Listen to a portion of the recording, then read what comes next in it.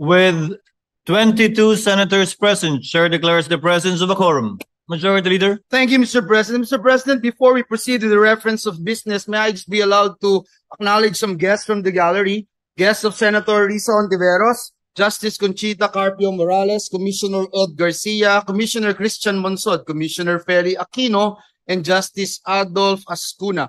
Guests of Senator Marcoleta, Mrs. Edna Marcoleta, Congressman Paulo Henry Marcoleta, Ms. Kathleen Marcoleta, and Commissioner Rowena Guanzon. Guests of this representation, Mr. President, may we acknowledge also Justice Efren de la Cruz, former Congressman Doming Rivera, Attorney Rebecca Chato, and the members of the Body of Christ. We welcome all of them in this August chamber.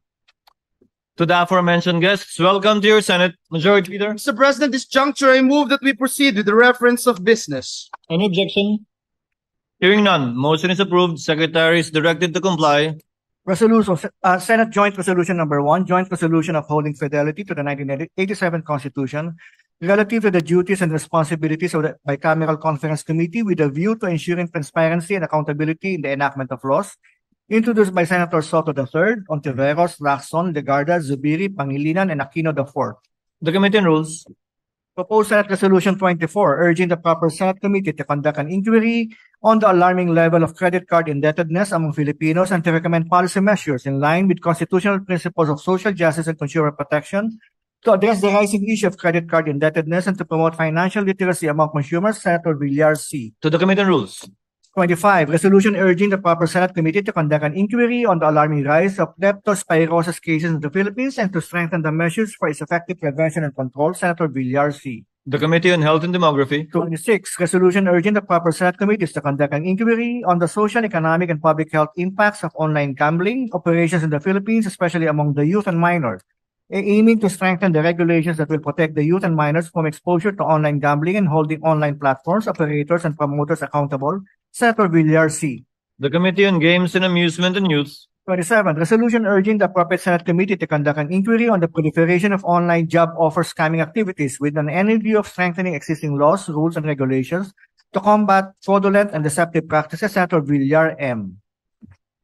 To the Committees on Science and Technology and Labor and Employment and Human Resources Development. 28, resolution directing the proper Senate committees to conduct an investigation on the utilization of funds allocated for national flood control projects and related programs with the end in view of ensuring transparency, accountability, and the effective implementation of flood management strategies in light of worsening and recurring flooding across the country. Senator Aquino IV. The Committee on Public Works. 29, expressing the sense of the Senate to urge the Executive Department to appropriate agencies to extend all necessary assistance in facilitating the voluntary return of former President Rodrigo Roa Duterte to the Philippines. Senator Marcoleta. To the Committee on Rules. 30, resolution strongly condemning the illegal arrest and surrender of former President Rodrigo Roa Duterte to the International Criminal Court. Senator Marcoleta.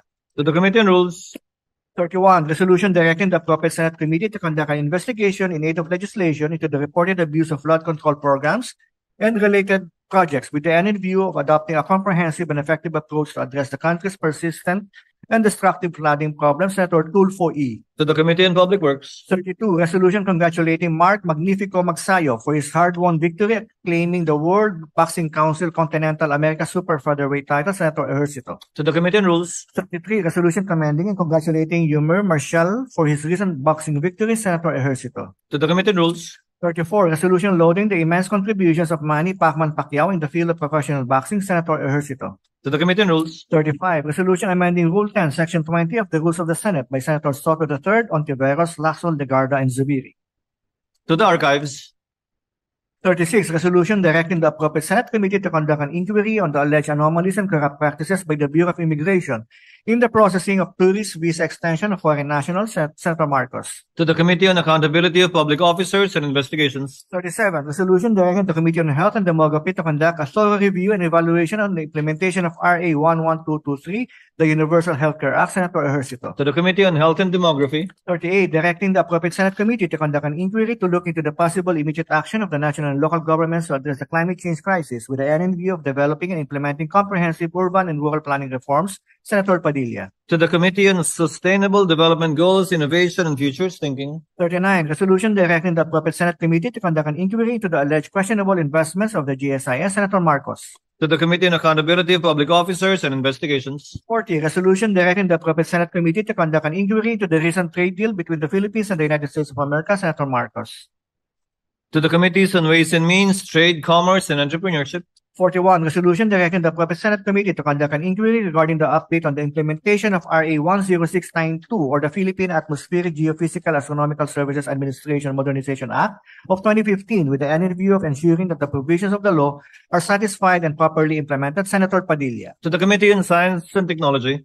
42, directing the appropriate Senate committee to conduct an inquiry on the alarming rise in cases of babies being sold online and to identify and address the systematic gaps in the implementation of relevant laws and offices. Senator Cayetano P. To the Committee on Women, Children, Family Relations, and Gender Equality.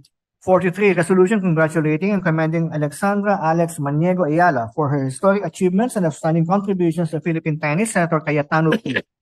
To the Committee on Rules.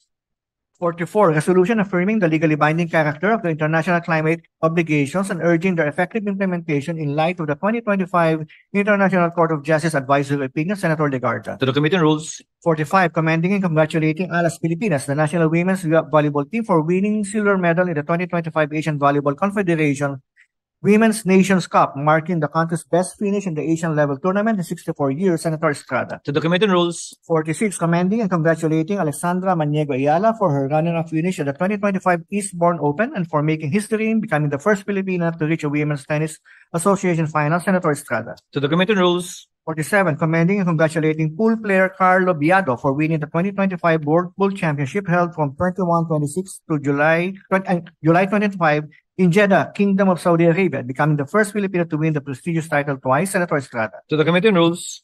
48, commending and congratulating the Stronglow Philippines basketball team for winning the championship in the 44th William Jones Cup men's tournament held from 12 to 20 July 2025 in New Taipei City, Taiwan. Senator Estrada. To the Committee on Rules. 49, directing the appropriate Senate committee to conduct an inquiry into the delay and abrupt postponement of the final phase of the commissioning of the MILF forces and weapons. Senator Marcos. To the Committee on National Defense and Security, Peace, Unification, and Reconciliation. 50, resolution calling for Senate inquiry into the quality, reliability, and accessibility of water services provided in areas covered by joint venture agreements between local water districts and private entities, with the end in view of developing an effective regulatory framework that safeguards consumer welfare and promotes transparency and accountability. Senator Tulfo R. The Committee on Public Services. 51, resolution directing the Senate Committee on Migrant Workers to conduct an inquiry into the existing policies and regulations of the Department of Migrant Workers pertaining to the deployment of Filipino seafarers in high-risk maritime areas following several attacks on ships in the Red Sea. Senator Tulfo R. The Committee on Migrant Workers. 52, resolution directing the Senate Committee to conduct an inquiry on the existing requirements and regulations of the Marina pertaining to the conduct of seafarers training and refresher courses with the end in view of adopting alternative methods to ease the burden of seafarers. Senator Tulfo R. To the Committee on Public Services. 53, resolution directing the appropriate Senate Committee to conduct an inquiry on the exorbitant, unreasonable, and predatory prices for domestic flights with the end in view of reviewing the current rules and regulations related to the rates, charges, and fares of commercial airlines. Senator Villar M. To the Committee on Public Services. 54, resolution directing the appropriate Senate Committee to conduct an inquiry into potential irregularities in the management and use of OWA funds with the end in view of ensuring accountability and transparency in the use of OFW's hard-earned money. Senator Tulfo R. To the Committee on Migrant Workers. Majority Floor Leader. Mr. President, at this juncture, the distinguished gentleman from the great province of Tarlac and Rizal, Senator Rodante Marcoleta, is seeking the floor to deliver his privileged speech. I move that he be recognized, Mr. President.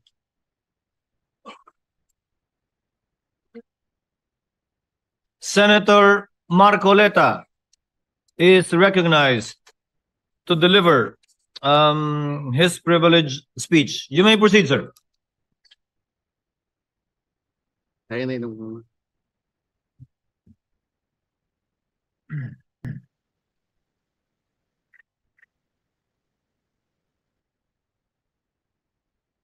Thank you, Mr. President. Mr. President, I rise on a question of privilege. Today, I believe the entire nation awaits the disposition of the matter in regard to the impeachment complaint filed against the Vice President, Sara Zimmerman Duterte.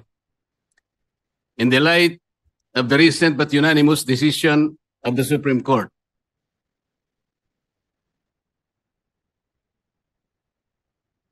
Mr. President, this decision was promulgated on July 25, 2025, declaring said complaint to be unconstitutional, void ab initio, violative of due process, and that the Senate in the first place did not acquire jurisdiction over it.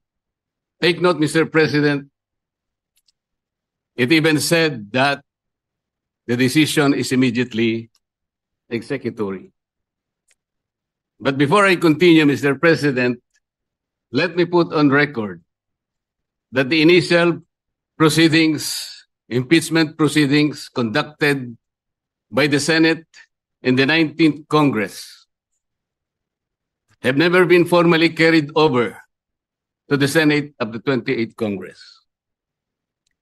I do not know, and I'm not aware, I cannot recall of any action so far taken by this august chamber to the effect that the initial impeachment proceedings, which were deemed to have been terminated at the expiration of the 19th Congress at noon of June 30, 2025, have been miraculously brought to life into the present Congress.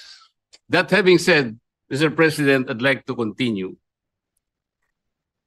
Mr. President, the decision of the Supreme Court did not dwell on the intrinsic merits of the impeachment complaint filed against the Vice President. It zeroed in merely on the procedures and the processes taken by the House of Representatives. To repeat, it declared the whole impeachment complaint constituting the articles of impeachment to be unconstitutional, violative of due process, void ab initio. Simply because the rules of procedure in impeachment proceedings in the House of Representatives were never followed.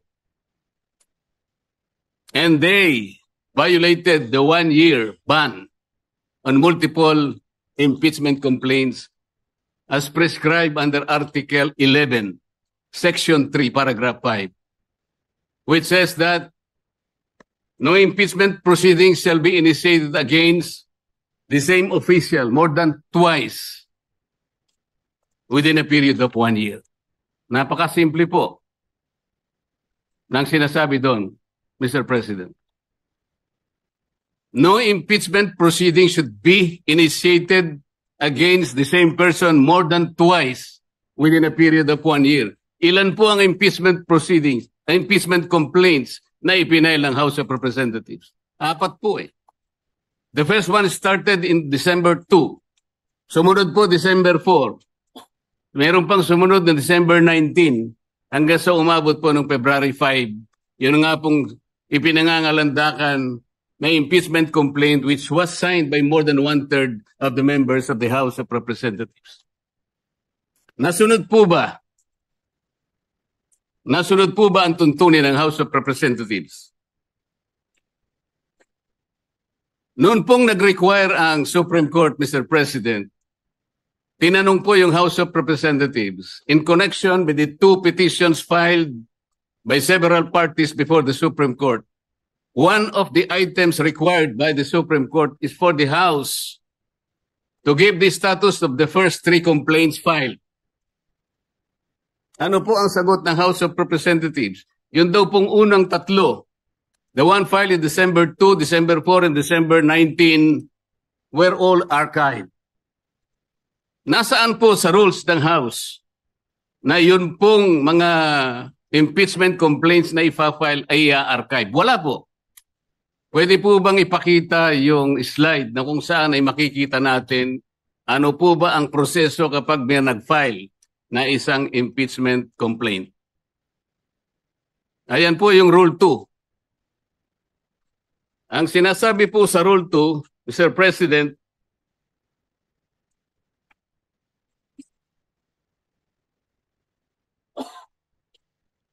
and sa Rule 3, Rule 2, Section 3. A very